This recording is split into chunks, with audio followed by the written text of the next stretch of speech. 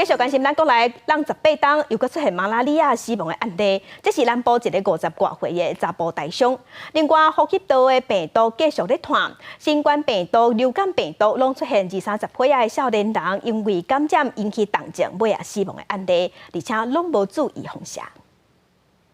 新冠病毒甲流感病毒持续咧流行。疾管署公布顶礼拜新增加34例为着新冠病毒死亡的病例，创下5礼拜以来新高。其中上届少岁死亡的个案是一个20多岁男性，因为流感是增加3个死亡的病例，其中一个30多岁查甫人病情恶化真紧，断医2天就因为流感并发肺炎重症过往。 2位都有一些潜在疾病，那都没有接种本季的流感疫苗或者是这个新冠 XBB 的疫苗。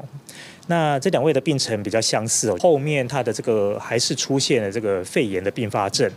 另外，国内过18年，搁一届出现马拉利亚死亡的个案，是南部一个50多岁本国籍的男性，今年10月底捌去奈及利亚，不过无食预防马拉利亚药啊，等来台湾了后出现发烧、胃寒等等的症状，去互医生看。 抽血检验，确诊去患着恶性的马拉利亚，尾也因为一个器官衰竭、败血性休克等等，病情持续恶化，发病6天不幸死亡。影像上看到有这个脑水肿的情形，那在这个多重器官衰竭跟这个感染恶性疟之后，并发脑病变跟脑水肿的状况哦，所以他在这个发病的第6天，那因为这个恶性疟的这个病况变化很快，而不幸的过世。 疾管署提醒，最近观察到2个现象，一个是流感病毒，为着 B 型流感的有增加的趋势，可能会致使新正迄卡刀流行的病毒是以 B 型流感为主。另外，最近这4礼拜去为着腺病毒的比例有增加，达到3成4。其他人可能会有持续发烧、甲结膜炎等等的症状，提醒民众都要用早注流感甲 XBB 疫苗来提升保护力。